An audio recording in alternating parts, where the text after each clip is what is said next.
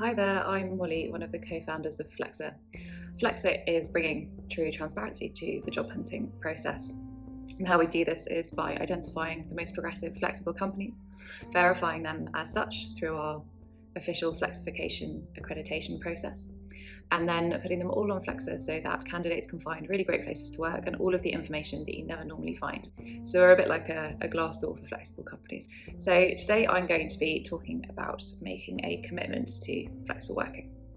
Making a commitment to flexible working is about making sure that flexible working is easy for your employees to achieve. So I like to use the comparison of enabling versus allowing. So if you enable flexible working, you don't have loads of hoops for people to jump through. It's very easy for employees to just start working flexibly in a way that has been clearly communicated between the employer and the employee. There are no long request processes after the statutory 26 weeks. It's not, oh, you can work flexibly if you have a doctor's appointment, etc. It's all about making it easy from day one to work flexibly. So we've seen a lot of new policies and procedures be put into place by, I would estimate, about 40% of companies being truly flexible. So it's still the minority. A lot of companies still allow rather than enable. But if we're talking about the companies that are enabling, then we've seen so many great steps towards flexibility. So I guess, what is flexibility? Well, we can break it down into kind of 4 buckets. First one is obvious, location flexibility. We see a big range of flexibility from fully remote companies all the way through to saying, yeah, it's okay for you to work 1 to 2 days a week from home. There's obviously also time flexibility. Some people will work better in the morning, some in the evening, some people might have childcare commitments or picking their dog up from doggy daycare. So offering a bit of flex in terms of start and finish times can really make a difference to people's perceived work-life balance. The third bucket is actually benefits, like work from anywhere schemes. We're seeing being adopted much more. They're the number one most in-demand benefit from employees. That's what people really, really want, is that ability to go, travel, and work from somewhere different, and then maybe take a week off on holiday afterwards. Dog-friendly offices, another benefit that if you like dogs and everybody in your company likes dogs, then it's a great thing to offer, because doggy daycare is very expensive, and it can really add to the happiness of an office and environment if everybody's on board with it. And generous leave policies, unlimited annual leave, has its upsides and downsides. Sometimes people take less holiday as a result of it, but making sure that there are generous leave policies that allow people to have a break from work and feel refreshed. There are lots of other ones, obviously enhanced parental leave, that's an enormous selling point in terms of flexibility as well.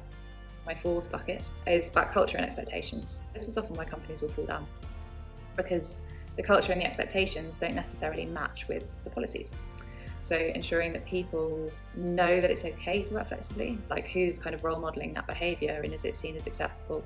You don't want any of the narky comments, like people leaving at 5:30, 6 o'clock and someone going like, oh, I didn't realise you were part-time. We've all been there and we've all had those kind of comments, but making sure that your company isn't one of those with a culture like that is really important. It's not as easy as just saying, hey, we're going to become a flexible company. Some companies are in that position. They've been flexible from day one, so they don't have to undergo kind of big organisational transformation. But other companies may not be in such a fortunate position, and this might be a really big, quite uncomfortable change, especially adopting it for the long term. Challenges that managers and leaders might come up against, I suppose, first of all, is the balance. There's no one size fits all when it comes to flexible working. My piece of advice on that is to make a minimum commitment for when people are going back to the office, hopefully late July, and say, we are very happy for you to work from home 2 days a week from now. We're going to trial that and see how that goes. Same with, there will be core hours of 10 till 4 or 11 till 3. And just communicate that widely and test and learn. But be ready for policies to change and be ready for there to be pushback as well. Just start with that minimum commitment and then iterate it from there. Also, I guess I kind of skipped past the first and most important one, is ask your employees first what they want.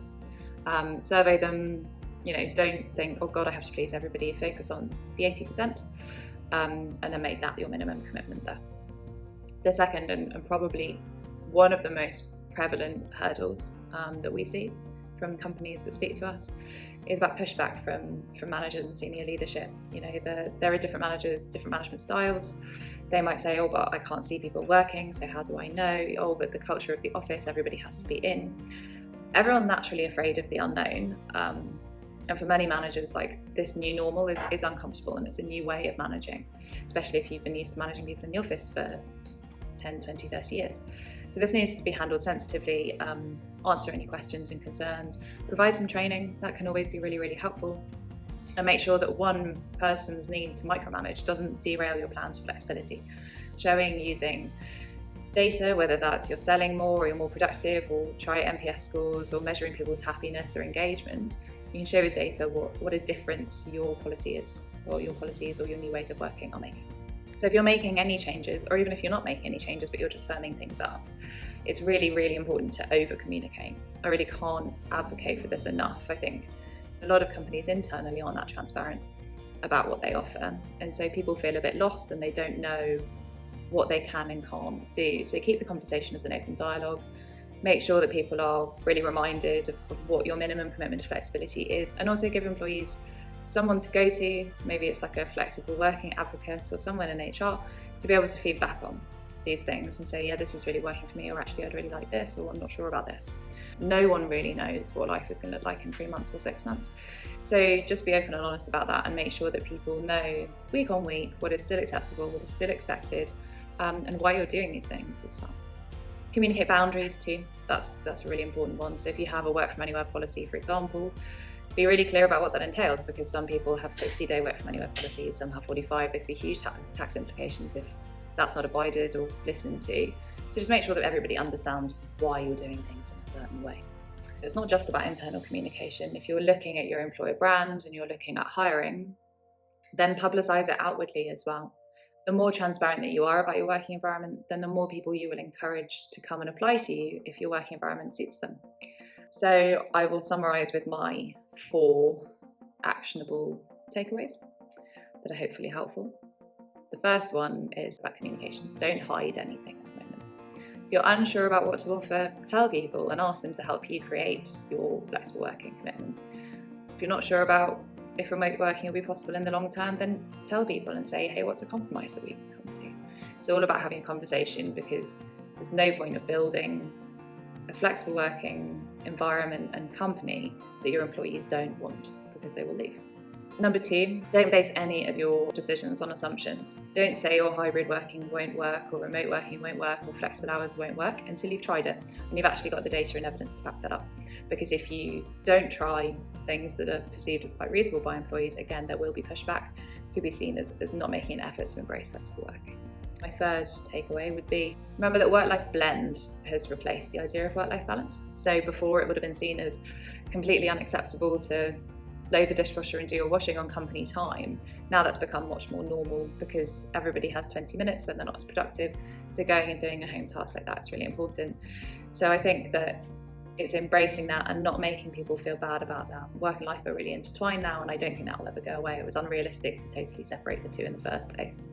My fourth and final one is about making that minimum commitment. Don't feel like you have to have all of the answers right now, that you need to get everything in a policy and roll it out. Obviously, that's the tempting thing to do, but things will look very, very different in 3 to 6 months. So just make your minimum commitment, whatever that is. That could be 2-3 days a week from home, X hours.